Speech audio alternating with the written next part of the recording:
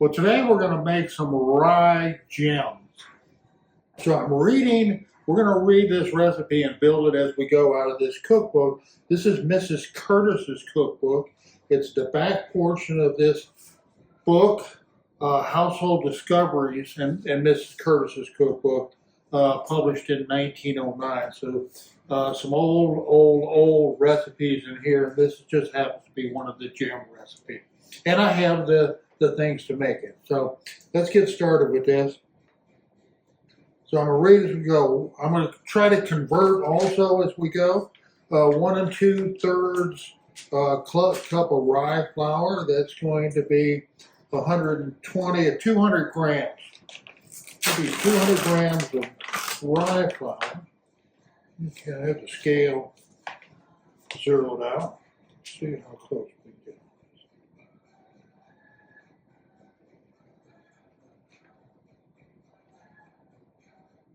Kind of see on this measuring now, I got 202 grams. Oh no. It actually went to 204 grams. I'm going to take out just a little bit and get it down to 200 grams. But that keeps me, saves me 2 measures in a measuring cup, measuring out a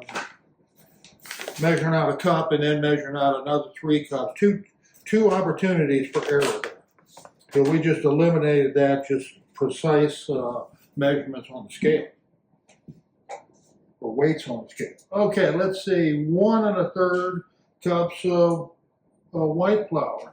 So it's going to be 120 plus 40, 160 grams of flour. We're going to do all-purpose flour, and I should have sifted this. 160 grams. Perfect. Flour's done. So we have 4 teaspoons of Calumet baking powder. That reference to Calumet baking powder is throughout the book here. Baking powder. 4 teaspoons of Calumet baking powder. We don't have Calumet. We have Clamor Girl. Okay, and salt. 1 teaspoon of salt. And I'm using the coarse salt. I've kind of switched to doing that for the baking. Now let's whisk all of this up. I haven't used this flour before. It's a classic medium organic rye. That's a King Arthur flour. I've used it at Bob Red Mills dark rye. I use that for my sourdough starter. Okay, we got that whisked up. Let's set that aside and grab this other bowl. Now our wet ingredients. So I've been making gems, and they were just basic flour, baking soda, and salt. And buttermilk, but this has got wet ingredients in it. It says 2 eggs.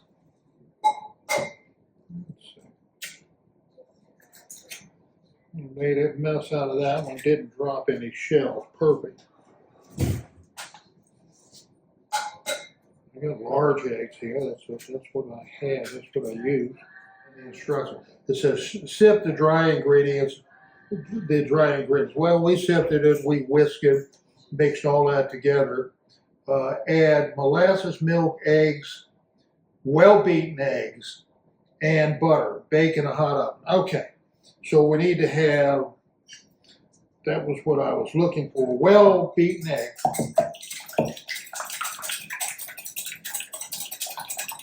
Okay, let's say that's well-beaten. I don't know how to beat them. It didn't say whip them. 1/4 cup of molasses, 2 ounces. 4 tablespoons, 60 grams.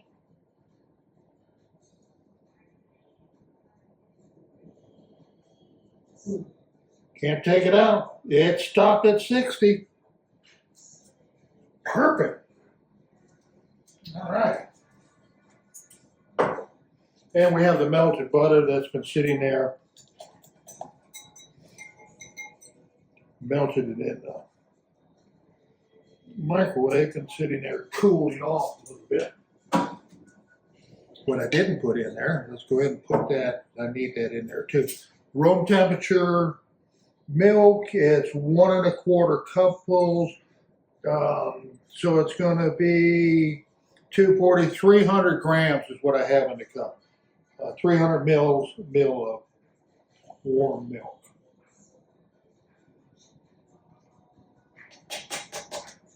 Let me finish reading this and move it out of the way so I don't stain the book up. Sift with dry ingredients, butter, bacon, mix it up, bake in a gem pan for 25 minutes. In a hot oven, I'm going to put 375 on that. And it's neat, this book's got some pictures, some little pictures of gem pans on there. So, all right, we're good to go on the book. I have the oven preheated. Let's see if this mixes up as easy as the other gems.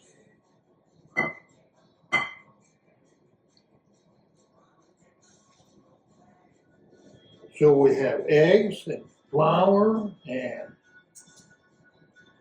molasses. Something's missing, isn't it? Well, I noticed reading the recipe that we don't have any sugar in this.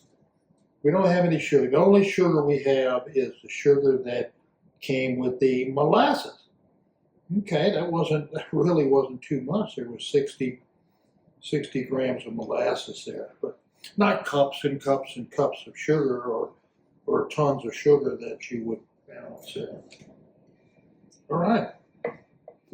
I'll give it one last stir before we put it in the cups, but look at that.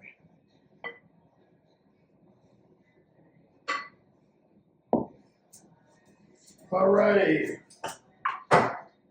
Then we're going to use the 12-cup Turks Head, and it says that we should butter the pan. I'm not going to butter the pan. I'm going to spray it with the original pan.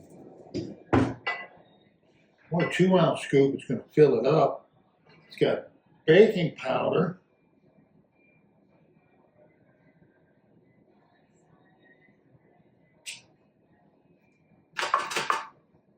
See part and part. Just see what it does to it. I don't want to make a goopy mess. That's fine. That's sitting down in there. It's got room to expand. I won't put quite as much in the cup.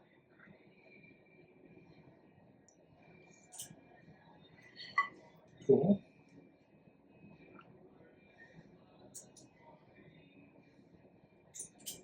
I think these are they're going to be interesting. Interesting. This is, I don't know that I've ever eaten anything with rye other than a rye or a pumpernickel bread or. So this recipe was like perfect.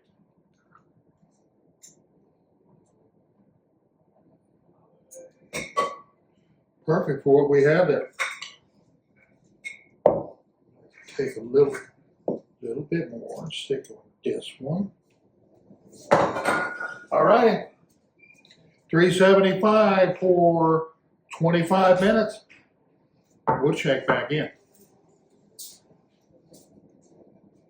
There you go. There's our gems. Let me close that. Let me just take a temperature on the inside.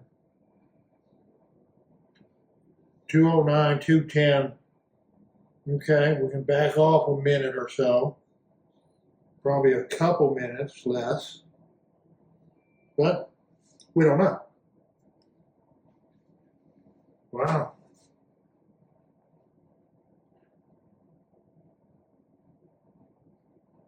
Smells really good.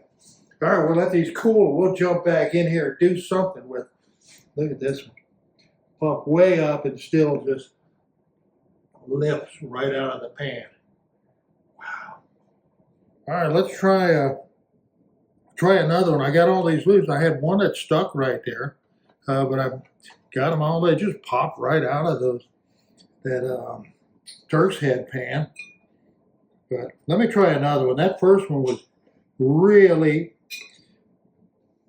I started out around the edges and it was kind of interesting, but it's a great muffin.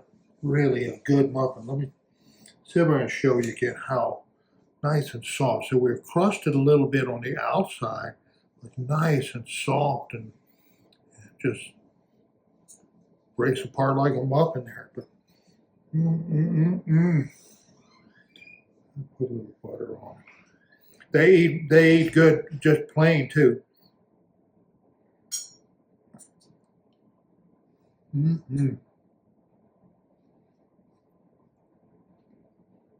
Yep, I put the whole thing in.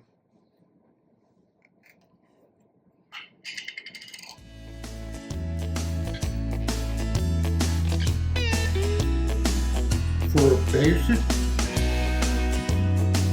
plain muffin, these are delicious. The rye brings so much flavor, and just a light amount of sugar from the molasses.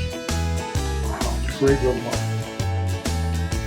All right, I gotta stop eating these things. I have to work overtime tonight. Thanks for coming by, folks.